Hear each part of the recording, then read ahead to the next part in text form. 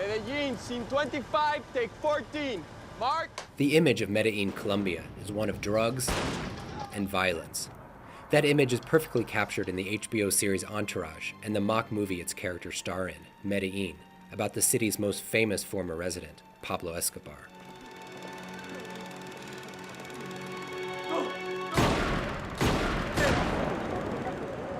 But the days when Escobar's Medellin drug cartel waged war on these streets are long over. Today, the city of 2 million people is a very different place.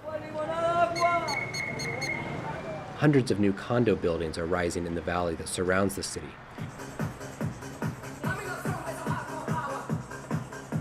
And people here seem more obsessed with all the new shopping malls springing up.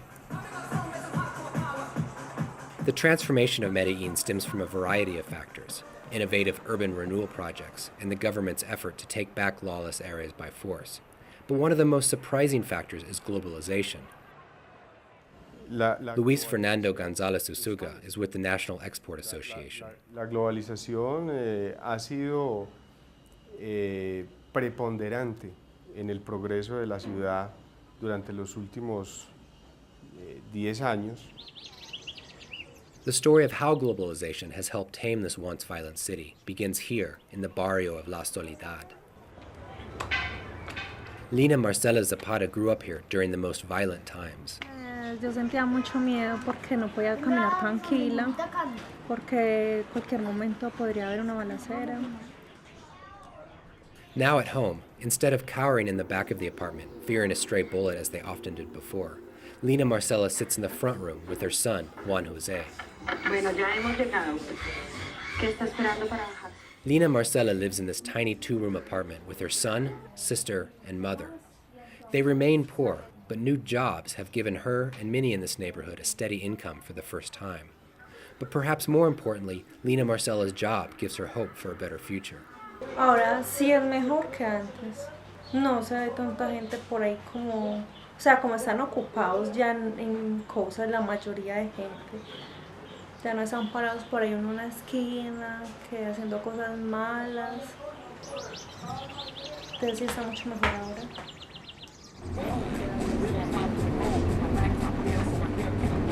6 days a week, Lina Marcela takes a company bus to work as a seamstress at one of the biggest textile companies here. The company, called Cristal, makes clothes for export in the U.S. These socks will soon end up at a Target store. In 2002, the United States allowed Colombia to import textiles duty-free. Demand soared, and within 5 years, Cristal's workforce had doubled. That's when Lina Marcela and thousands like her from the poor barrios started working here and at other factories. We have really grown and generated a lot of employment, and you know that when the employment goes up, the quality of life in the city goes up. Quality of life is not something usually associated with Santo Domingo. This used to be one of the most notoriously violent barrios in Medellin.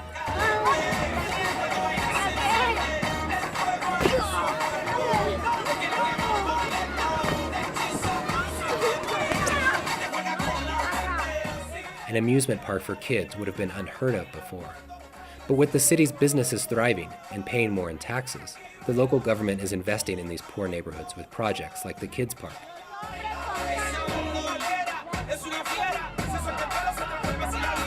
The biggest investment is this cable car system, which links the barrio to the city's subway system.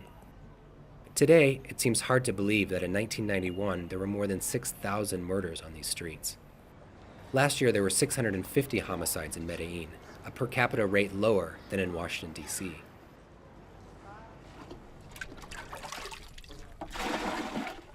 Luz Dari Garcia's childhood was defined by violence.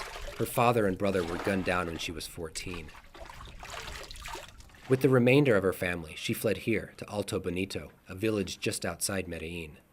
Now 20 years old, Garcia is part of a new generation entering the workforce and earning enough money to buy things many people take for granted.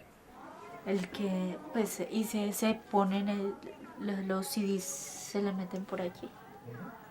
El televisor, el equipo, el DVD, ahí está, pues, todo, y en todo lo que hemos conseguido con nuestro empleo.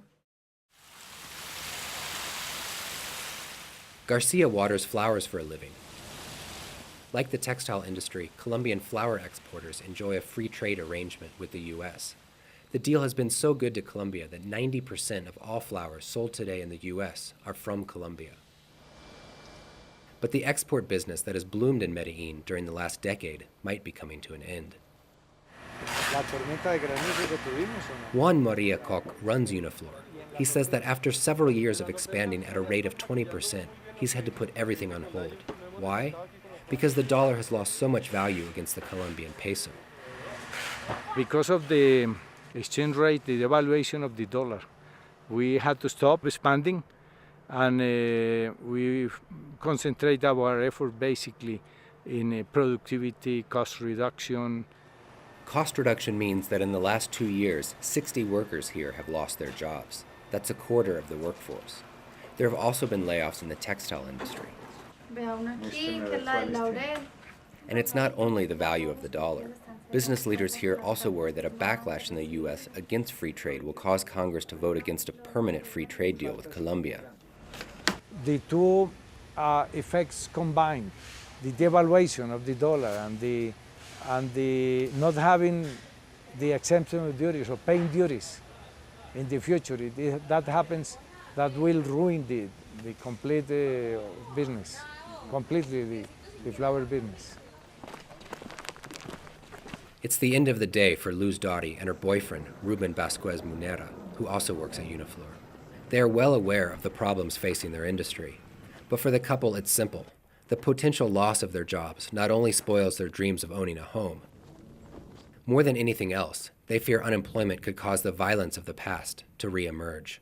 Ahí está, de todas maneras, sí, el empleo de por sí, sí, pues es un alimento, como se puede decir, para el país, porque si no hay empleo, la gente ya se vuelven pues a robar, a atracar, y bueno, y se meten a esas delincuencias, y bueno, muchas cosas así. Es como una enfermedad, la peste que nos cae a todos.